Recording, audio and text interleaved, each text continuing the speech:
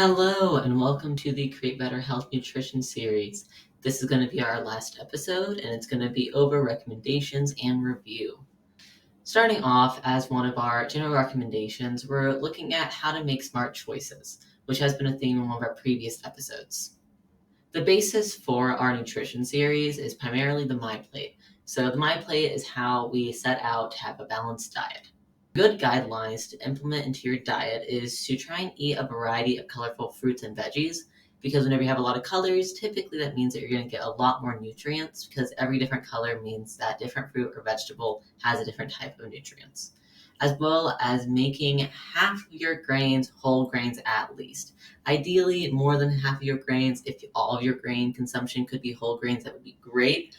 However, if even just half of the amount of grains that you consume are whole grain, that can be a big difference in a lot of people's diets. As well as choosing lean proteins. So, primarily taking a bit of a step away from a type of red meat proteins and looking at things more like chicken or plant based proteins whenever you can. As well as trying to limit saturated fat, trans fat, added sugar, and salt. These are all generally things that we can do with less of or sometimes without. So, whenever we're looking at variety, nutrient density, and the amount of different foods, some general guidelines to have is to try and pick a variety of whole foods because whole foods are generally less processed. That means that they're going to have more nutrients in them, as well as to try and choose foods that are packed with nutrients, not just calories. So, empty calories, which you'll be able to see this typically by looking on the nutrition label, as we covered in one of our previous episodes.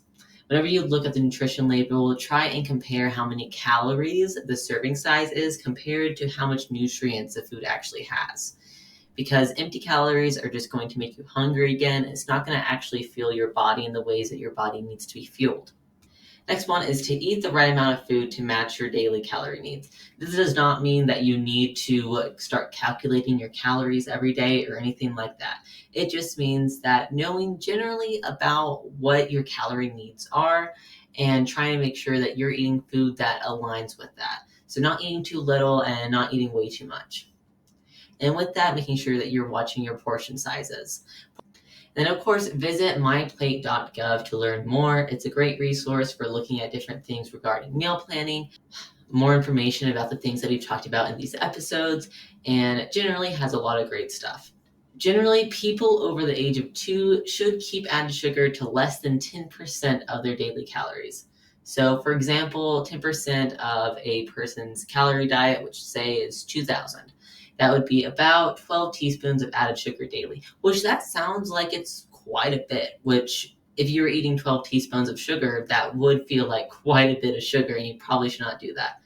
But sugar is in everything. There is so much added sugar in things that we don't even think about unless we read the nutrition fact label.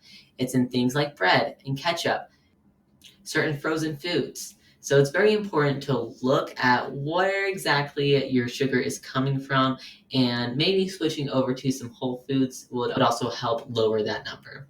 And this is important because added sugar is generally associated with an increased risk of a lot of different chronic conditions, such as obesity, metabolic syndrome, type 2 diabetes, heart disease, inflammation, as well as cavities.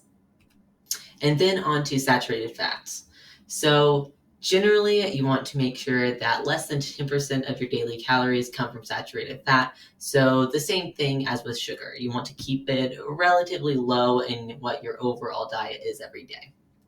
Generally, choosing lean proteins and low-fat or fat-free milk and dairy products help keep that saturated fat lower. As well as eating too much saturated fat can raise the risk of things like heart disease, high cholesterol, and stroke, as well as some other chronic conditions. And then trans fats.